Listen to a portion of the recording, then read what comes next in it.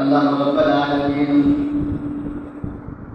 কাল কিয়ামতের ময়দানে হাসরের মাঠে বিচারের দিবসে মানুষ এবং জিনকে তিন ভাগে বিভক্ত করবেন, তিন শ্রেণীতে বিভক্ত করবেন, তিন ভাগে বিভক্ত করবেন। আল্লাহ রাব্বুল আলামিন বলেন কোরআনের ভাষায়, وكنتم أزواجهم ثلاثة। আল্লাহ রাব্বুল আলামিন কাল কিয়ামতের ময়দানে মানুষকে তিন শ্রেণীতে বিভক্ত করবেন, তিনটা দল হয়ে যাবে। আরেক নাম্বার দল হচ্ছে আল্লাহ রাব্বুল আলামিনের আরশের সামনে থাকবে, যদি বলেন সুবহানাল্লাহ। এক নাম্বার দলের লোক কারা? এক নাম্বার দলের লোক হচ্ছে ওই সমস্ত লোক যারা নাকি নবী রাসূল শহীদ হন, আল্লাহ তাআলার কাছে বেশি নৈকট্য প্রাপ্ত, নৈকট্য অধিকারী তারা। সেজন্য আল্লাহ রাব্বুল আলামিন তাদের সম্মানার্থে আল্লাহ রাব্বুল আলামিনের আরশের সামনে তাদের জান্নাতের স্থান বানিয়ে দিবেন, বলেন সুবহানাল্লাহ। দ্বিতীয়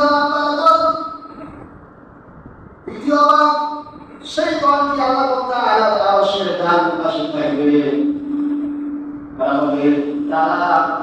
তারা নাকি দুনিয়ার মধ্যে নিজেকে প্রবৃত্তি হতে বিরত রেখেছে, কর্ম থেকে বিরত রেখেছে, আর কাজ সম্পাদন করেছে, আল্লাহর হুকুম রাসূলের তরিকা অনুযায়ী চলেছে। আল্লাহ রাব্বুল আলামিন এই সমস্ত বান্দাদেরকে আল্লাহ তাআলার আরশের ডান পাশে জায়গা দিয়ে দিবেন, বলেন সুবহানাল্লাহ। তারা হচ্ছে জান্নাতি, এদের আমলনামা আল্লাহ রাব্বুল আলামিন ডান হাতে দিবেন, চিল্লা বলেন আল্লাহু আকবার। আরেক নাম্বার বলা বলছেন আল্লাহ রাব্বুল আলামিনের আরশের ডান পাশে তাদের জায়গা হবে, তারা হচ্ছে জাহান্নামের আশ্রয় পাবে। আল্লাহ তাআলা আরশের বাম পাশে তাদের জায়গা হবে, তারা হবে জাহান্নামী। এদের আমলনামা দেওয়া হবে বাম হাতে। সেজন্য আল্লাহ রাব্বুল আলামিন সেই জাহান্নাম থেকে আমাদের সকলকে হেফাজত করুন, সকলে বলি আমিন। সেই জাহান্নাম থেকে আমাদের সকলকে হেফাজত করুন, সকলে বলি আমিন। তাহলে কিয়ামতের ময়দানে মানুষকে তিন শ্রেণী ভাগ করা হবে। একটা ভাগ থাকবে, এক দল থাকবে আল্লাহ তাআলার সামনে, আরেক দল থাকবে আল্লাহ তাআলার ডানে, আরেক দল থাকবে আল্লাহ তাআলার বামে। সেজন্য এই তিন শ্রেণী যখন ভাগ হয়ে যাবে, তিন দল যখন বিভক্ত হয়ে যাবে, তখন তিন দলে তিন ভাগে বিভক্ত করা হলো। দুনিয়াতে যে কার্যকলাপ দুনিয়াতে যে আমল করেছে, সেই আমলের বিনিময়ে তাদেরকে বিচার করে দিবেন, সুবহানাল্লাহ। তাই সূরাতুর রহমানে আল্লাহ রাব্বুল আলামিন আমি কতটুকু আলোচনা করেছি, যারা নবী রাসূল শহীদ হন তাদেরকে যে জান্নাত দেওয়া হবে, সেই জান্নাত হবে সর্বদারা নির্মিত, বলেন সুবহানাল্লাহ। যারা নাকি সাধারণ মুসলমান, যারা নাকি সৎ কাজ করেছে, সৎ কাজের দিকে আহ্বান করেছে, তাদের জান্নাতটা হবে ওই নবী রাসূল বলেন যে একটু নিম্নমানের, একটু কম হবে। তাই আল্লাহ রাব্বুল আলামিন সেই সাধারণ মুসলমানকে যে সমস্ত জান্নাত দিলেন, সেই জান্নাতের আলোচনা আল্লাহ রাব্বুল আলামিন সূরাতুর রহমানের শেষ পর্বের মধ্যে তুলে ধরেছেন। আল্লাহ রাব্বুল আলামিন বলেন وَإِنَّهُمَا جَنَّتَانِ।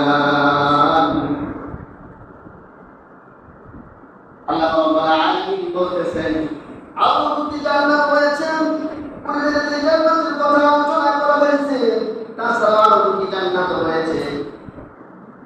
এই দুটি জান্নাত হচ্ছে মুতাহান্নাতান, বড় সবুজ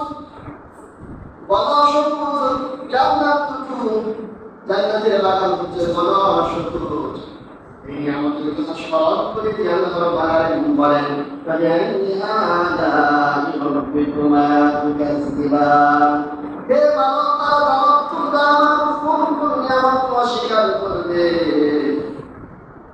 আমরা আল্লাহ তাআলার কোন নিয়ামতকে অস্বীকার করি না সমস্ত নিয়ামতের প্রশংসার মালিক হচ্ছেন একমাত্র আল্লাহ রাব্বুল আলামিনের জন্য কি বলেন কিনা সমস্ত প্রশংসার মালিক হচ্ছেন একমাত্র আল্লাহ তাআলার জন্য তবে কার জন্য তাআলা রাব্বুল আলামিন এই জান্নাতের কথা বর্ণনা করছেন সেই জান্নাতে সাধারণ মুসলমান সাধারণ যারা আমল করেছে এই জান্নাত তাদেরকে দিবেন এই জান্নাতের আলোচনা এখানে তৈরি করা হয়েছে এই জান্নাত কেমন ভাবে মুদহাম্মাদান সবুজ বাগান শুধু তাই নয় আল্লাহ রাব্বুল আলামিন বলেন ফিহা আইনানি নাফতান এগুলো বাগানের মধ্যে আছে এগুলো জান্নাতের বাগানের মধ্যে আছে অবিরাম প্রচুর পরিমাণে উৎক্ষিপ্তমান দুটো ঝর্ণা দ্বারা এরপরে আল্লাহ রাব্বুল আলামিন নিয়ামতের কথা স্মরণ করে দিয়ে বলেন ফাবিআইয়ি আলা'i রাব্বিকুমা তুকাজ্জিবান হে মানুষ তোমরা কোন নিয়ামতকে অস্বীকার করবে শুধু তাই নয় আল্লাহ রাব্বুল আলামিন আরো বলেন ফিহা ফাকিহাতুন ওয়া নাখলুন ওয়া রুম্মান এই জান্নাতের মধ্যে আছেন নানান ফলমূল খেজুরের গাছ তারপরে আল্লাহ রাব্বুল আলামিন আবার বলেন ফাবিআইয়ি আলা'i রাব্বিকুমা তুকাজ্জিবান এই মানুষ আছেন তোমরা আর কোন নিয়ামত দেখুন অনুগ্রহকে অস্বীকার করবে শুধু তাই নয় আল্লাহ রাব্বুল আলামিন আবার বলেন ফিহিন্না খায়রাতুন হিসান এগুলি জান্নাতের মধ্যে আছেন উত্তম স্বভাব চরিত্রের সুন্দরী কুমারীরা এই নিয়ামতের কথা স্মরণ করে বলেন যে মানুষ আছেন তোমরা আমার কোন নিয়ামতকে অস্বীকার করবে শুধু তাই আল্লাহ রাব্বুল আলামিন আরো বলেন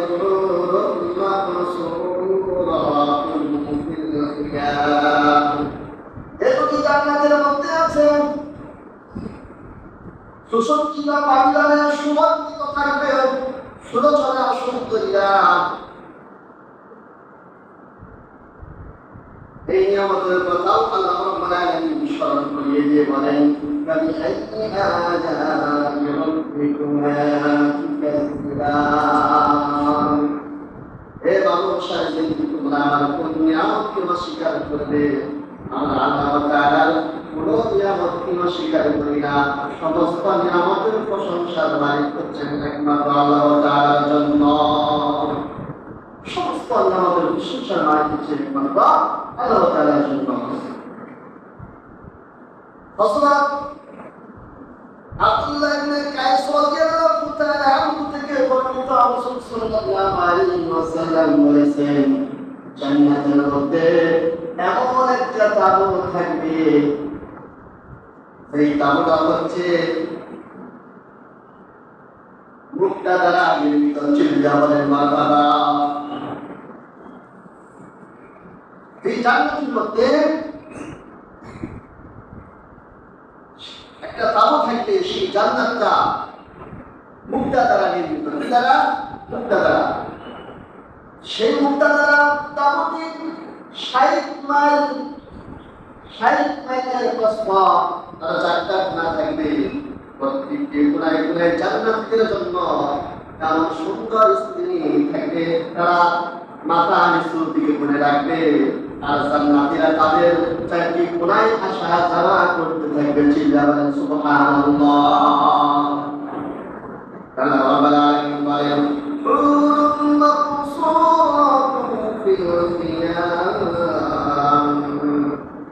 সুসজ্জিত বাগানের সুরক্ষিত থাকবে সুন্দর সুন্দরী সুরচনা সুন্দরীরা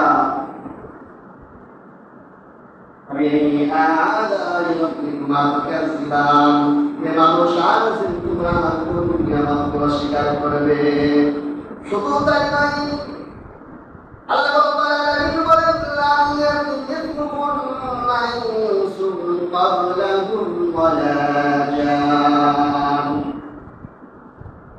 পূর্বে যাদেরকে স্পর্শ করেনি কোনো মানুষ এবং কোনো চিহ্ন তাদেরকে স্পর্শ করেনি, সেই কারণের মধ্যে তারা সুন্দরী সুরচনা সুন্দরীরা অবস্থান করবে, তাদেরকে পূর্বে কোনো পুরুষ কোনো জিন তাদেরকে স্পর্শ করেনি।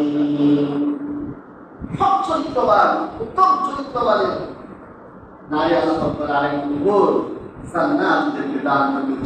আল্লাহু আকবার। শুধু তাই না, আল্লাহ রাব্বুল আলামিন বলেন মুত্তাকিনা আলা ওয়াসরাতিন খুদরিমা মুকারিমিন নিসা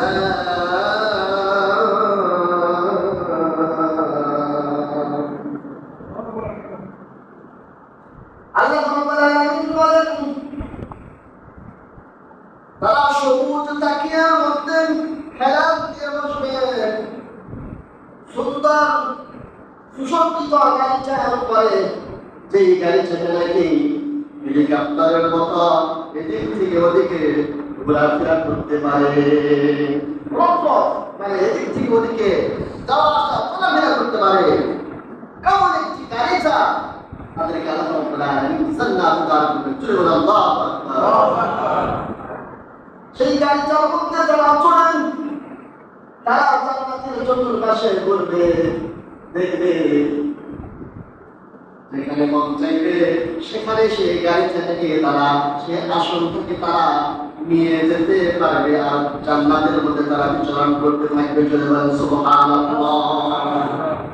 আল্লাহ রাব্বুল আলামিন পুরো সূরা রহমানের মধ্যে এত নিয়ামতের কথা আলোচনা করলেন। আলোচনা করার পরে আল্লাহ রাব্বুল আলামিন আবার বলে দিলেন, আবার প্রশ্ন করলেন فبأي آلاء ربكما تكذبان।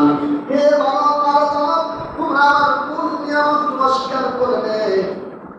হে মানুষের জিন, তোমরা আমার কোন নিয়ামতকে অস্বীকার করবে? আমরা আল্লাহ তাআলার কোন নিয়ামতকে অস্বীকার করি না। সমস্ত নিয়ামতের প্রশংসার মালিক হচ্ছেন একমাত্র আল্লাহ রাব্বুল আলামিনের জন্য। আমি সূরাতুর রহমান যখন প্রথম আলোচনা করেছিলাম, আমি এই হাদিসটা বলেছিলাম হযরত সাহেব রাদিয়াল্লাহু তাআলা থেকে বর্ণিত রাসূল সাল্লাল্লাহু আলাইহি ওয়াসাল্লামকে বলা সাহাবাগণ নিকট আগমন করলেন। আগমন করে সূরাতুর রহমান প্রথম থেকে শেষ পর্যন্ত তেলাওয়াত করলেন। সাহাবাগণ রাসূলুল্লাহ সাল্লাল্লাহু আলাইহি ওয়াসাল্লাম তারা নীরবে শুনতে থাকেন। তখন রাসূল সাল্লাল্লাহু আলাইহি ওয়াসাল্লাম সাহাবাগণকে উদ্দেশ্য করে বলেন, রাতের বেলায় আমি সূরাতুর রহমান প্রথম থেকে শেষ পর্যন্ত জিনদের কাছে আমি এই সূরাটি তেলাওয়াত করেছি। যখন এই সূরার মধ্যে সূরাতুর রহমানের মধ্যে আমি আলা রাব্বিকুমা তুকাজ্জিবান এটা বলেছি, এটা বলার সাথে সাথে জিনদের পক্ষ থেকে একটি উত্তর এসেছে, রব্বানা লা নুকাজ্জিবু ফালাকাল হামদ লা শাইইন ইসমা'আকা রব্বানা নুকাজ্জিবু ফালাকাল হামদ। আল্লাহ তাআলা যখনই বলেছেন ফালাইনি আলাই রাব্বিকুমা তুকাজ্জিবান, হে মানুষের জিন তোমরা আমার কোন নিয়ামত অস্বীকার করো? জিনেরা বলেছে, হে আমাদের প্রতিপালক, হে আমাদের রব, আমরা আপনার কোন নিয়ামতকে অস্বীকার করি না। সমস্ত নিয়ামতের প্রশংসা হচ্ছে একমাত্র আল্লাহ আপনার জন্য। আল্লাহু আকবার। আল্লাহ রাব্বুল আলামিন পুরা রহমানের মধ্যে যে নিয়ামতের কথা তুলে ধরেছেন, জান্নাতের কথা তুলে ধরেছেন, জাহান্নামের কথা তুলে ধরেছেন, আল্লাহ রাব্বুল আলামিন চন্দ্র সূর্যের কথা তুলে ধরেছেন, আকাশের কথা তুলে ধরেছেন, সব কিছুর ব্যাপারে তুলে ধরেছেন। তুলে ধরে ধরে তার নিয়ামতের কথা স্মরণ করে করিয়ে আল্লাহ রাব্বুল আলামিন বারবার জিজ্ঞেস করেছেন, আমি আলা রাব্বিকুমা তুকাজ্জিবান, হে মানুষের জিন তোমরা আমার কোন নিয়ামত অস্বীকার করো? কোন নিয়ামত স্বীকার করবো? আমরা আল্লাহ তাআলার কোন নিয়ামত স্বীকার করি? সমস্ত নিয়ামত প্রশংসা হচ্ছে একমাত্র আল্লাহ রাব্বুল আলামিনের জন্য। আল্লাহ রাব্বুল আলামিন সূরাতুর রহমানের শেষ আয়াতের মধ্যে বলেন, তাবারাকা ইসমু রাব্বিকা যুল জালালি ওয়াল ইকরাম। সেই মহান আল্লাহ রাব্বুল আলামিন এত নিয়ামত আমাদেরকে দান করলেন। তিনি হচ্ছেন মাহাত্ম এবং সম্মানের অধিকারী, তার নাম বড় কল্যাণময়। যে এত নিয়ামত দান করলেন, তার নামটা বড় কল্যাণময়, তিনি মাহাত্ম এবং সম্মানের অধিকারী। তার ইবাদত করতে হবে, তার গোলামি করতে হবে, তার ইবাদত ছাড়া অন্য কারো ইবাদত করা যাবে না।